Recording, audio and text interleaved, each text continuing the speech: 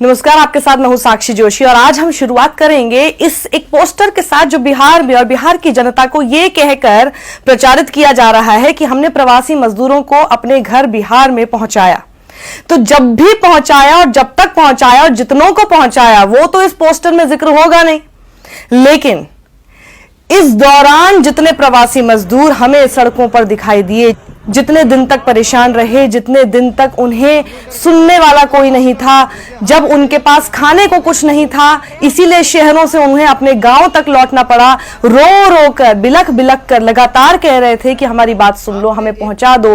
पैर में फफोले पड़ रहे थे। एक सूटकेस पर आपने बच्चे को देखा था, वो वहीं पर सो गया था जब उसकी मां अपने सूटकेस को आगे लेकर जा रही थी। ये तमाम तस्वीरें सरकार को ऐसा लगता है कि हम शायद भूल जाएंगे। अगर सरकार ने सभी प्रवासी मजदूरों को अपने घर पहुंचा दिया इस पोस्टर के हिसाब से, तो मैं तो सिर्फ इतना जानना चाहती हूँ वो लोग कौन थे। तस्वीर आपको दिखा देती हूँ, वो लोग कौन थे। या तो हमारी आंख का भ्रम था, हम या तो जागते हुए आंखें खोलते हुए हम लोग शायद सपना देख रहे थे, या हमको ये सारे लोग किसी दूसरे देश के ही लोग थे जिनको देखकर हमें लग रहा था कि ये हमारे देश के नागरिक हैं, या फिर ये कोई और ही प्लैनेट से, कोई और ही ग्रह से आए हुए लोग थे जो कि यहाँ पर हमें देखते के साथ ही लगने लगा कि शायद ये भारतीय नागरिक हैं और गरीब हैं। हमें ऐसा क्यों लगने लगा? शायद ये बहुत अमीर लोग थे जो शायद मॉर्निंग वॉक पे, आफ्टरनून वॉक पे, नाइट वॉक पर ऐसे ही निकले थे। ये बहुत एडवेंचरस लोग होंगे। ये लोग कौन थे, मैं सिर्फ ये समझना चाहती हूँ। ये कौन थे? ये वो आवाजें थी, ये वो लोग हैं जिन्हें हम तब भी भूल गए थे और आज हम उन्हें इतना मूर्ख समझते हैं कि वो अब भी भूल गए होंगे। भूल ही जाते हैं। हमारी जो मेमोरी है ना, ये बहुत शॉर्ट लिव्ड होती है। आज हमें कोई चीज बताई जाएगी तो हम मान लेंगे कि हाँ ऐसा जरूर हुआ होगा, लेकिन नहीं, हमें एक एक बात को सही तरीके से, सही डेट्स और सही समय के साथ देखना होगा।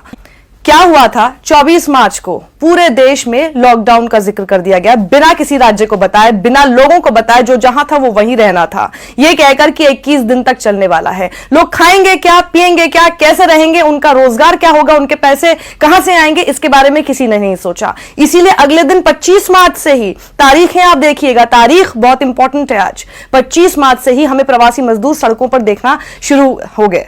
हमने सबसे पहले देखा था, एनडीटीवी के रिपोर्टर ने यह बात दिखाई थी, और उसके बाद 25 मार्च से लेकर 31 मार्च तक यही सिलसिला चलता रहा, और यह सिलसिला चल रहा था। इसीलिए तो मामला सुप्रीम कोर्ट में भी पहुंचा। सुप्रीम कोर्ट में केंद्र सरकार जाकर क्या कहती है पता है आपको?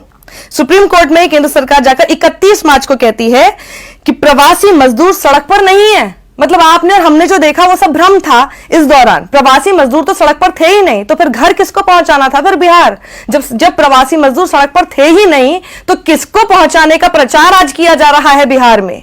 आपके नाम पर फिर से आप इसे वोट लिया जा रहा है, लेकिन जब आपको जरूरत होती है तो फिर आपको भुला दिया जाता है। याद रखिएगा, 14 अप्रैल को रेलवे ने सारी ट्रेन कैंसिल कर दी। लॉकडाउन 2 की शुरुआत हो गई थी। लॉकडाउन 2 याद है ना आपको, जो पहले कहा गया था कि 21 दिन तक ये लड़ाई रहेगी, लेकिन उसके बाद वो लड़ाई लंबी और खींच दी गई थी, लेकिन बिना इस बारे में सोचे कि लोग करेंगे तो करेंगे क्या, अपने घर जाएंगे तो जाएंगे कैसे। उसके बाद लॉकडाउन 2 कब तक चला था? 3 मई तक।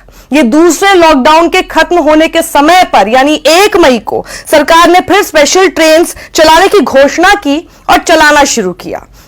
यहां पर भी दिक्कत यह आई कि प्रवासी मजदूरों के लिए ट्रेन चलानी शुरू तो की गई, लेकिन क्या हर प्रवासी मजदूर उस ट्रेन से पहुंच गया? तो पहले तो आप देखिए, 24 मार्च से लेकर 31 मार्च के बीच सरकार मानती ही नहीं है कि प्रवासी मजदूर सड़क पर हैं। उसके बाद वो लॉकडाउन और बढ़ा दिया जाता है, और जब दूसरा लॉकडाउन खत्म होने के कगार पर आता है, ऑलमोस्ट 40 दिन बाद, तब जाकर सरकार प्रवासी मजदूरों के लिए ट्रेन खोलने का सोचती है। जब तक वो 40 दिन तक प्रवासी मजदूर कैसे पहुंचे, उसका जिक्र इस पोस्टर में क्यों नहीं है? ये पोस्टर मैं यहां से हटाऊंगी नहीं, पोस्टर लगातार आपके सामने रहेगा, आप देखते रहिए कि क्या हो रहा है आपके साथ, और आपको पता होना चाहिए।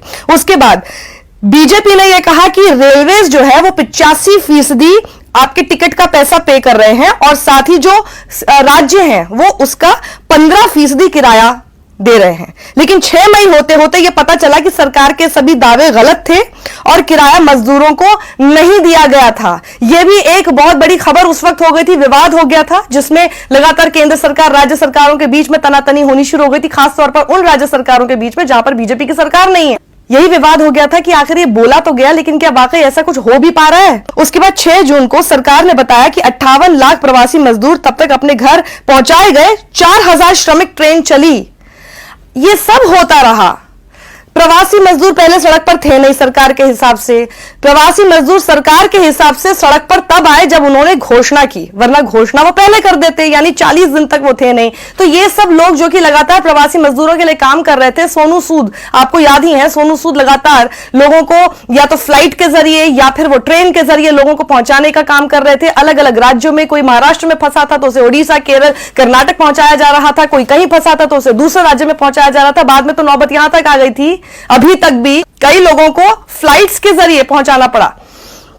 14 सितंबर को सरकार ने सुप्रीम कोर्ट में कहा माइग्रेंट्स का डेथ का कोई डेटा ही नहीं है। एक एक करके ये सारी हेडलाइन देख लीजिए। गवर्नमेंट ने क्या कहा? Government has no date of migrant workers death, loss of jobs, no data on migrant deaths, so no compensation, government to parliament. NDTV की report, no data on deaths of labourers during migration due to lockdown, government ने ऐसा कहा। Business standard की ये report.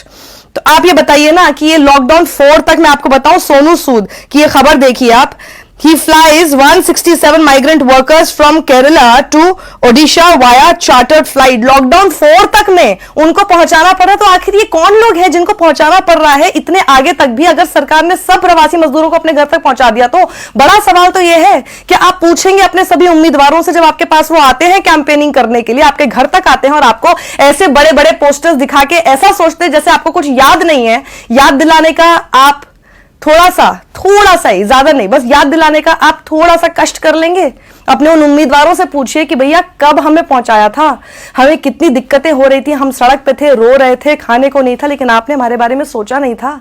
ये कौन याद दिलाए? सबसे बड़ी बात इसके अंदर ये है कि ये इस तरह के पोस्टर से प्रचार, मुझे ये समझ में नहीं आता कि क्या दिखाने की कोशिश है। आपने अगर प्रवासी मजदूरों को अपने घर तक पहुंचा दिया कोविड के दौरान, तो क्या रशिया आके आपको पहुंचाता क्या, या फिर डोनाल्ड ट्रंप आपको आके पहुंचाते क्या? आप ही की सरकार का ये काम था कि नहीं था? इसमें वाहवाही लूटने वाली कौन सी बात थी? और वो भी इतनी झूठी वाहवाही जो कि आपको दिखाई दिया सड़कों पर क्या था। क्या लग रहा है हमारी याददाश्त खराब है क्या? शायद जनता की याददाश्त खराब ही होती है और इसीलिए सरकारें इस तरह के जब भी इलेक्शन आते हैं तो इस तरह के शिगुफे आपके ऊपर चल देती है, क्योंकि उसको यह समझ में आता है कि आपको, अब तो आप अपने घर में हैं, अब तो आपका रोजगार शायद आपको मिल गया होगा, तो शायद आप भूल गए होंगे। याद दिलाते रहिए, तभी अगली बार ऐसा नहीं हो पाएगा।